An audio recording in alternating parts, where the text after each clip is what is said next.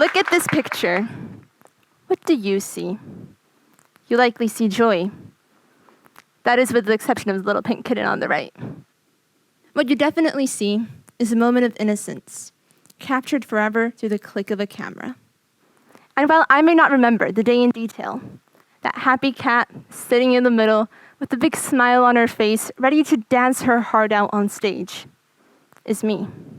Yes, this is me at 6 years old. When I first started dancing ballet, it changed my life. It not only brought me inner joy, but a solid excuse to run around the entire house every minute of the day, working on my jumps. My many countertop injuries proved I was indeed on my way to stardom. Between the ages of 6 and 10, practice seemed more for fun, usually lasting 1 or 2 hours per week. But as I grew more into the sport and was recognized for my passion and talent, practice became a daily routine for me. I have now been dancing for 11 years, and have worked my way up to performing in the most famous chick theaters, as well as having the opportunity to go to competitions, win gold trophies, and experience a feeling impossible to describe. My dedicated study of ballet has brought a whole new way of looking at the world into my life.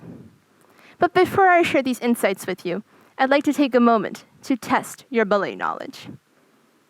Most of us can name at least one ballet, usually the Nutcracker or Swan Lake.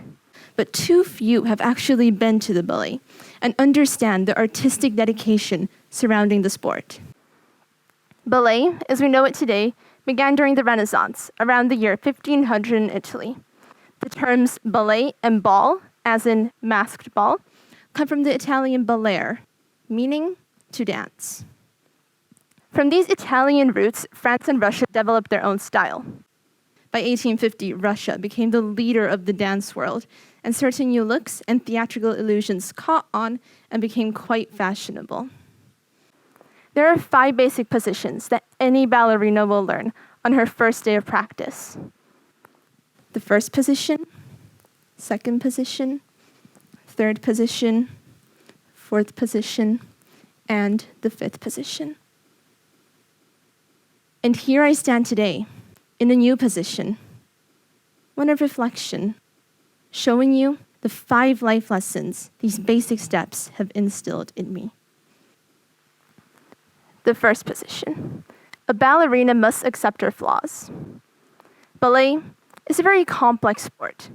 There is always room for improvement. There's always a new lift to learn. You can always work on your turns or lift your arabesque just a little bit higher. But the feeling of accomplishment is unforgettable. I first experienced this in my first competition when our group dance was lucky enough to win first place. That day was filled with so many different emotions, such as happiness, fear, and nervousness. Yet the most unforgettable one was the feeling of acknowledgement as first place. But not always succeeding is okay. Making mistakes is okay. But making mistakes and learning from them, that is key in life. Leaving a competition without a trophy is nothing to be embarrassed of. In fact, you'll return even stronger and even more motivated to your upcoming competitions. In life, there's always room for improvement. You can always be better, get faster, or be stronger. But if you cannot learn to accept yourself the way you are at the present moment, you can never take steps forward. The second position. A ballerina is the art she creates. Ballet is not for the weak. It's a full body workout. You will have sweat dripping down your back, constantly have blisters, pulled muscles, and cracked toenails. Doesn't sound so beautiful, does it? Trust me, it's even more painful than it sounds. It takes years of practice to perfect the image of beauty we are meant to create. Every step we take must look effortless. We are conditioned to look beautiful, light, graceful, and airy. And this beauty often comes from a coach or director yelling at us. But before this authentic illusion may be achieved, comes years of practice, meaning you become the art you create. In life, you have to welcome hard work. I have learned that because I welcome hard work with a smile on my face. And I do it because I know I will learn, grow, and improve. And doing it with a smile on my face only brings more joy to all around me. The third position, a ballerina must handle competition with confidence. When I was 6 years old, I followed my something that brought me childhood joy. Therefore, I started to dance. Little did I know, I had no idea I just entered one of the most competitive sports in the world due to its eliteness. The first picture I showed you summarizes this concept well. Many young girls and boys come to that first day of practice and learn the basics. They may stay for a year or two, or longer if the outside forces encourage them to. Now, imagine a group of aspiring ballerinas placed in one room together, all seeking to perform in one production that may have only 5 to 10 roles on a world-famous stage. But remember, ballerinas are fierce. I would argue that the heat we emit in that one tryout room is every bit as fierce as the power of a group of football players. And we all know that's an awful lot. When a ballerina is in a room with hundreds of other ballerinas vying for the same role as the girl next to her is, she's forced to become acutely aware of herself and her body. No bulky gear or heavy uniforms can hide tiny spasms or twitches or skin blemishes. We are fully exposed and judged on every contour of our bodies. But not all ballerinas can handle these pressures. Tragically, some ballerinas may take these pressures to the extreme and go too far in pursuit of their dreams. Naturally, body image is an enormous topic of discussion in the ballet world. One tragic reminder of us ballerinas being capable of taking our level of competition too far is the example of Heidi Guthner, who at 22 was a member of the Boston Ballet. Heidi repeatedly pushed herself. She even danced with a broken leg, just to not lose her contract. She also realized that the thinner she got, the more parts she was receiving, which pushed her to losing so much weight, she died of cardiac arrest. At the time of her death, she was 172 centimeters tall, just like me, and weighed only 42 kilograms. Definitely not like me. Heidi's death forced many large ballet companies to realize that girls were dying in order to advance their ballet careers. Since this time, numerous studies have investigated body image and eating disorders in the ballet world. Yet here in the Czech Republic, it's still an enormous issue. Given that dancers feel they have only one shot to prove they are the best fit for the role, there's no time for self-consciousness or questioning one's abilities. Now is the time to prove yourself to the judges. You have to prove yourself to the judges who do not care about the number of hours you put into practice. The only thing concerning them is if you're perfect today, perfect right now, and dance. Ultimately, you have to speak with your body.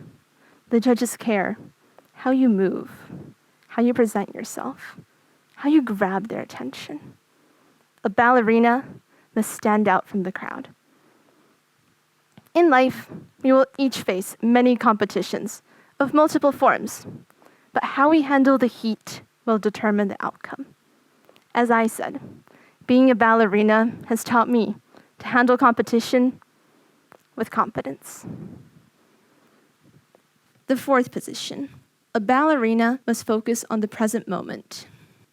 As ballet is always about beauty and grace, stage presence is what separates a ballerina from any other dancer.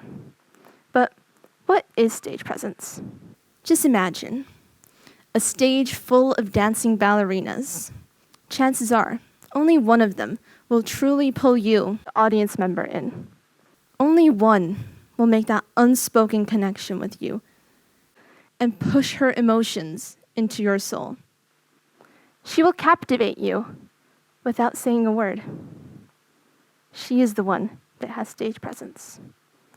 Conveying powerful body language has to be done with passion and focus on the present moment, as if it were your last. Stage presence is a unique quality to have. Due to the power it wields, you can make the audience cry tears of joy, sorrow, or pain. If I have stage presence at this one moment, we connect forever at the primal level of emotion. Many amazing dancers wish they had stage presence. And despite the fact how much you can put your leg behind your head, if you do not have stage presence, it plays no role. Ballet has taught me that every moment counts. Even the moment when you're asked to give a TED Talk and you're nervous and out of your element. But you just hold your head up high, believing in yourself, and complete the actions you have studied for and trained for. Often, this is all you need to connect with people on another level. And trust me, they will pay attention. The fifth position. A ballerina must know that teamwork is key. Just by looking at the fifth position, it isn't the most comfortable or natural at first try. There's a compromise between the right leg, left leg, and the feet. A compromise and team effort within my body. This may be transferred to the ballerina as part of her company as well. When a ballerina is on stage, she has to trust her fellow dancers, just like I'm trusting the whole tech team right now. Everyone relies on one another to tell the full story. When a ballerina is on stage with a male partner, he is obligated to watch every single move she makes in preparation for their teamwork and lifts together. In turn, she has to trust him with her whole body. Weak or poor teamwork may spell the end of a career for a ballerina. Sure, when a ballerina is on stage alone, all eyes are on her. The only person she needs to believe in is herself. The only reliance she has is her own ability. But that is not reality. And few people come to a one-woman ballet show, even though it does sound pretty amazing. Instead, life is full of situations when you have to make decisions, and sometimes may even have to make sacrifices. At work, you have to handle your coworkers and work together to accomplish your goals. You have to have trust in them. Ballet has given me the opportunity to practice this lesson over and over. I've come to rely on the strength of my team and know that we stand stronger together than each of us as an individual. What does all this mean? 5 seemingly simple steps I was taught at 6 may have the power to guide me through life's challenges for my years to come. Ballet has made me who I am today. Ballet has formed my personality. And before the curtain falls on this performance, I want to encourage you to always accept your flaws. Be the art you create. Handle competition with confidence. Focus on the present moment. And know that teamwork is key. Now I would like to invite my sister Lauren, who has been dancing by my side for the past 9 years, to join me on stage. And together, we will hopefully put my words into dance.